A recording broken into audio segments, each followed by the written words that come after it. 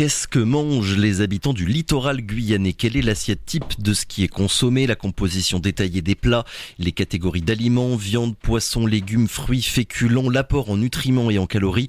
Beaucoup de questions qui ont été posées dans le cadre d'une grande enquête sur la consommation alimentaire, mais aussi le statut nutritionnel de la population guyanaise.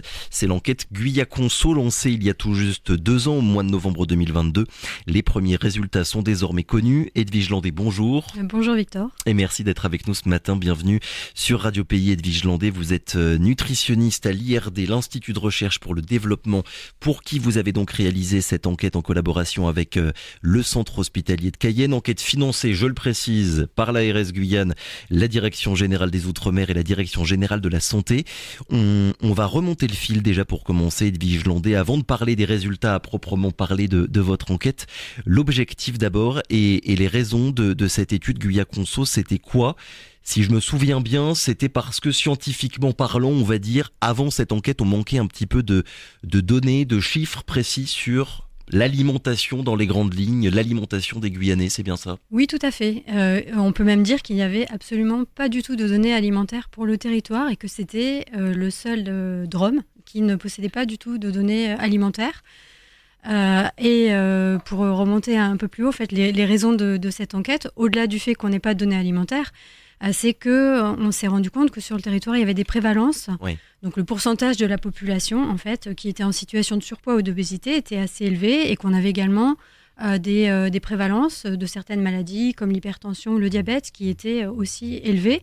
Or, on sait que l'alimentation, au même titre que l'activité physique, et peut-être qu'on en parlera un petit peu, bien sûr, sont deux déterminants très très forts envers la corpulence et ces maladies chroniques. Alors juste pour préciser, la corpulence, c'est pas un problème en soi en fait, mais quand vous êtes en situation de surpoids ou d'obésité, ça va vous mettre à risque en fait de développer certaines maladies. Donc l'hypertension, comme je mentionnais, d'autres maladies cardiovasculaires ou le diabète, même certaines formes de cancer. Donc le point de départ de cette enquête à la base, c'est vraiment les données pour le coup qu'on avait un petit peu sur l'hypertension, le diabète, le surpoids. Qu'est-ce qui explique du coup, quand on sait la situation, quand on connaît la situation à ce niveau-là, Edwige Landé, qu'on ne disposait pas d'informations précises du coup sur les habitudes alimentaires des Guyanais? Ah, c'est une bonne question. Je ne suis pas sûre d'avoir la réponse à cette question. Je vous pose la question pour savoir en fait à quel point c'est difficile de faire cette enquête que vous avez réalisée. Alors, ça c'est un élément de réponse. Ouais. Les enquêtes alimentaires, elles sont toujours très complexes à mener. Ce sont des enquêtes difficiles, longues et leur dépouillement est aussi très très long. Vous voyez, on a commencé la collecte des données en novembre 2022 exactement, donc il y a tout juste 2 ans. Elle s'est achevée en juillet 2023.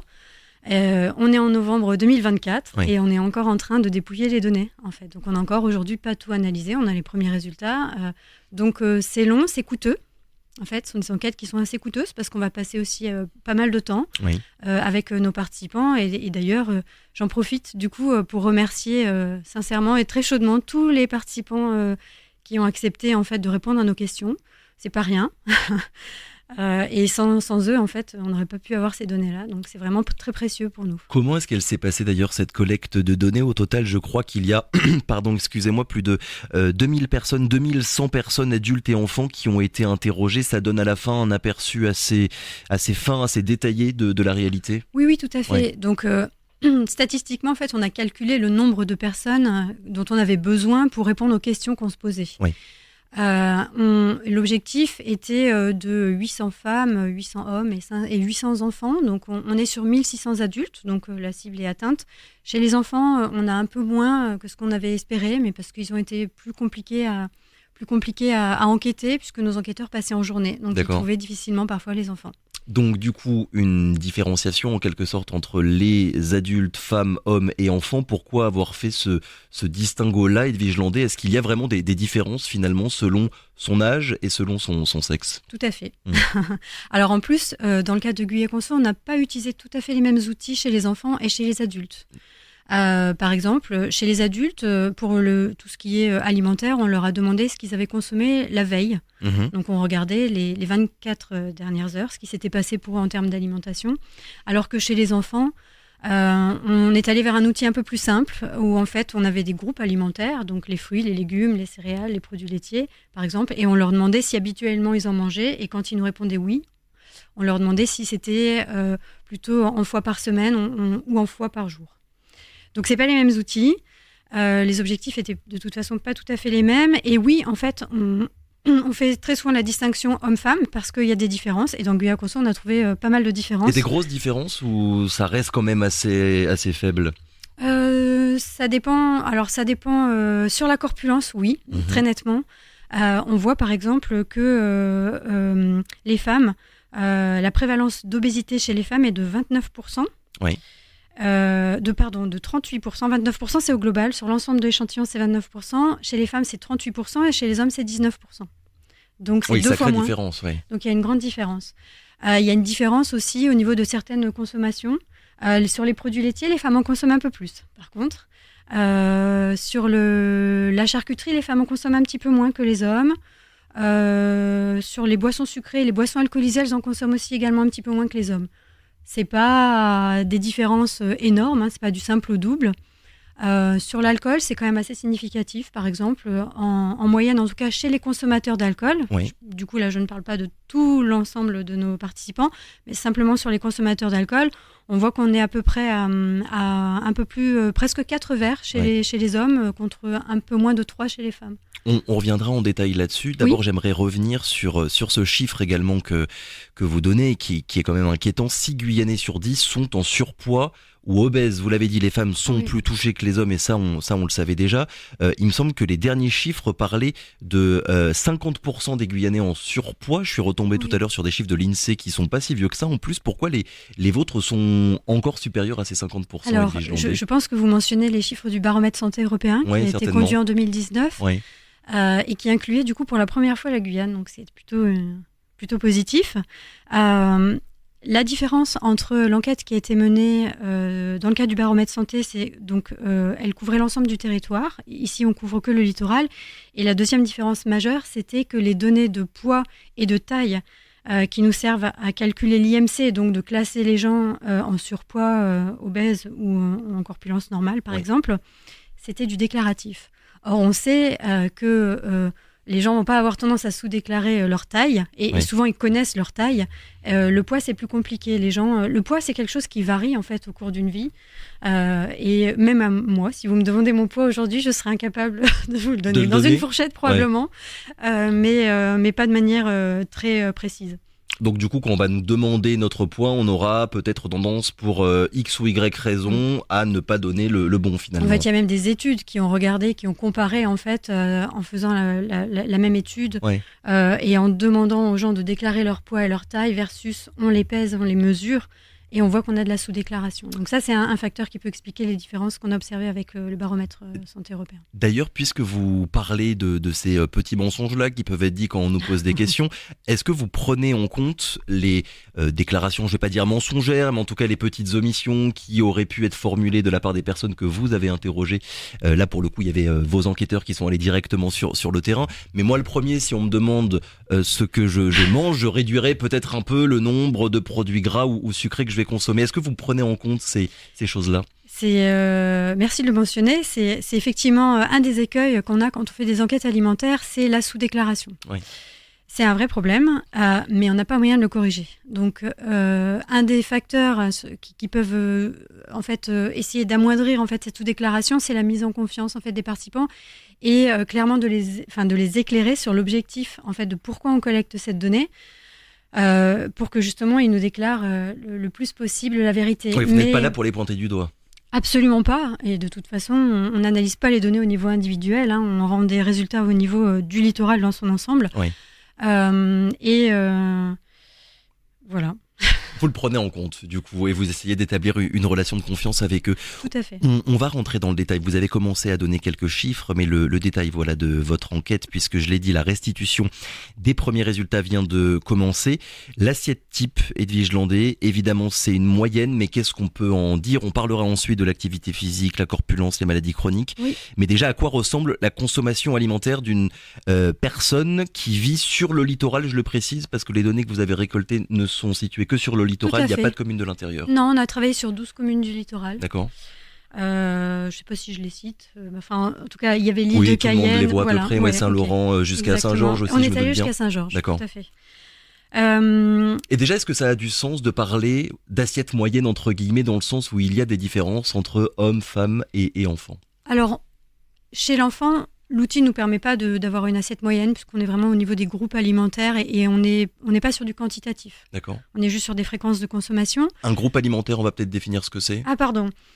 Par exemple, le groupe des fruits. Oui. Donc les fruits, les légumes, les produits laitiers, un groupe un peu alimentaire emblématique, les céréales. Et puis, on va après vers des choses un peu moins saines. On a les boissons sucrées, les produits gras, comme les chips, les biscuits apéritifs, ce genre de choses. Voilà. Donc pour les enfants, uniquement les groupes alimentaires, c'est ça? Et pour les adultes, comment est-ce que vous avez procédé finalement? Alors les adultes, on a une idée très très détaillée de ce qu'ils ont consommé la veille de l'entretien, puisqu'on leur demandait de lister en fait tout ce qu'ils avaient consommé depuis le moment où ils se levaient jusqu'au moment où ils se couchaient. Et en quantifiant de manière assez précise. Donc on avait des outils pour quantifier des photos par exemple, ou des mesures ménagères, donc un bol, une tasse, ce genre de choses.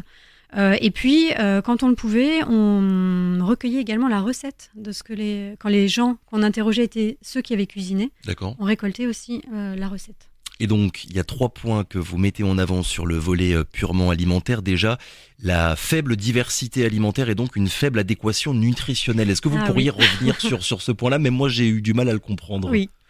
Alors, à l'international, on utilise un indicateur qui rend compte de la diversité alimentaire et on va classer les aliments dans 10 groupes. Alors, je tiens à préciser que les 10 groupes qu'on va regarder sont des aliments sains.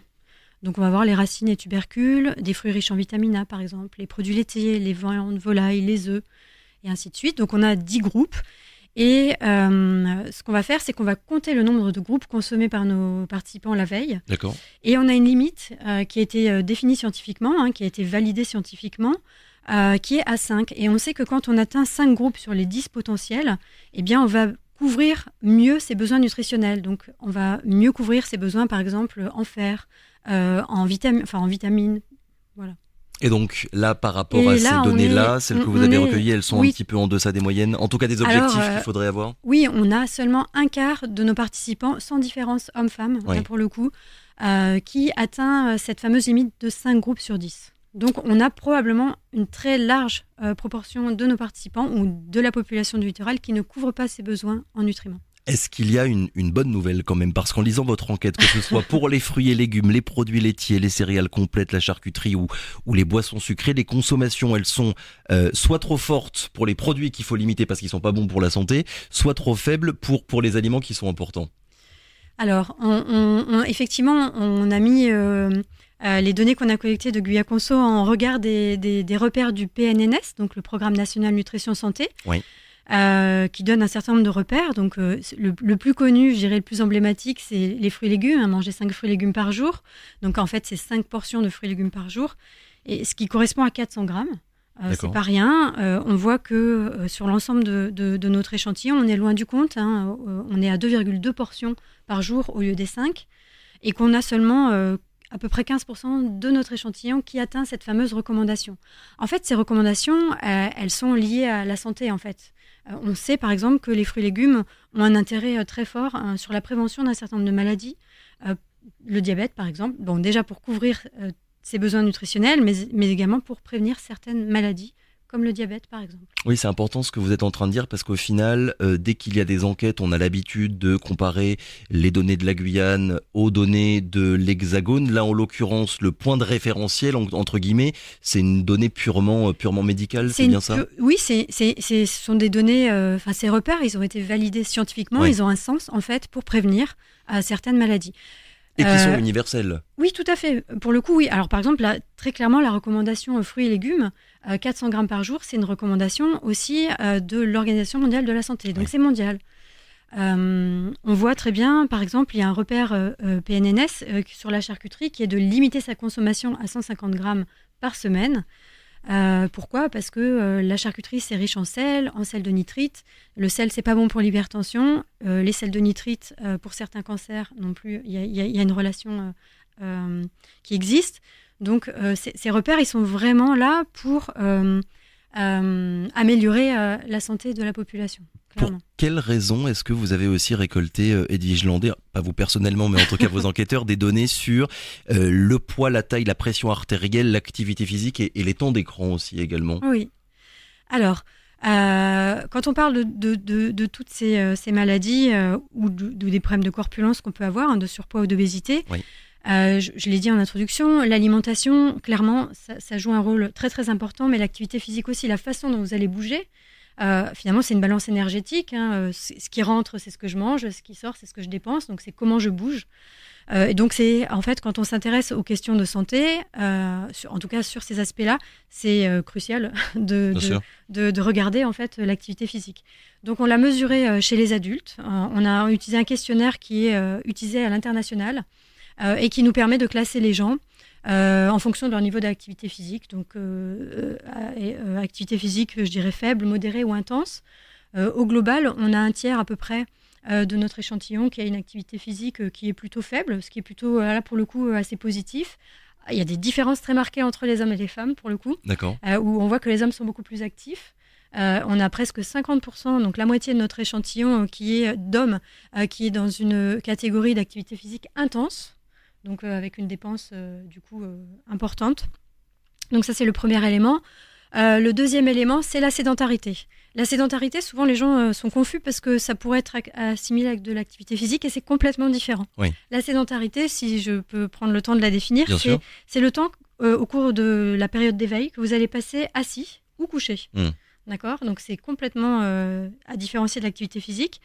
Et là, on est à peu près encore aussi sur un tiers de l'ensemble de l'échantillon qui aurait une sédentarité que l'on considère comme élevée, c'est-à-dire passer plus de 7 heures par jour assis ou couché pendant la période d'éveil. Mais on y arrive facilement quand on a un travail de bureau, par exemple. Oui, exactement. Évidemment, la différence, elles seront importantes tout à fait. Selon le travail qu'on fait. Pour revenir sur les données, les chiffres qu'on a donnés en début d'entretien à propos du surpoids, de l'hypertension, voilà, tous ces problèmes-là qu'on peut lister ici en Guyane, est-ce qu'on arrive à savoir dans quelle mesure il y a une incidence plus ou moins forte par rapport aux habitudes alimentaires ou l'activité physique? Vous voyez le sens de ma question? Est-ce qu'on aura plus tendance à avoir des problèmes de poids si on ne fait pas suffisamment de sport par exemple, ou si on mange d'une manière peu ou pas du tout équilibrée? Ou les deux sont liés en quelque sorte? Les deux sont liés. Ouais. Et ce qu'on retrouve beaucoup dans plein d'études qui ont été menées dans d'autres contextes, c'est que très souvent, quand on mange mal, on bouge pas assez aussi. D'accord. Ouais. Je caricature un peu, mais c'est un peu ça. Donc en fait, c'est important de regarder les deux. Mais cela dit, on n'a pas encore analysé tous les résultats de l'enquête Guya Conso, mais on pourra le regarder. On pourra regarder effectivement quelle est la part de l'alimentation sur la prévalence de surpoids et d'obésité, et quelle est la part de l'activité physique. Effectivement, on pourra le regarder. Il y a tout l'aspect purement alimentaire dont on vient de parler, mais votre enquête, un autre objectif de votre étude, c'était de savoir, de connaître ce qui détermine l'alimentation des participants. Autrement dit, qu'est-ce qu'on mange et pourquoi.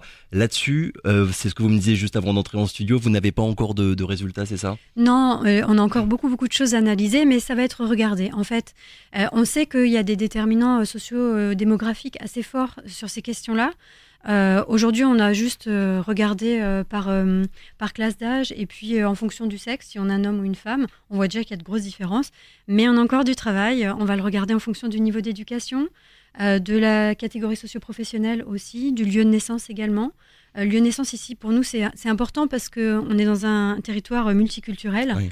Et en faisant cette enquête, je me suis bien rendu compte que chaque communauté avait un peu aussi sa façon de manger. Ouais, et son propre rapport à l'alimentation. Exactement. Donc ce sera intéressant de le regarder. Mais on a encore un peu de travail.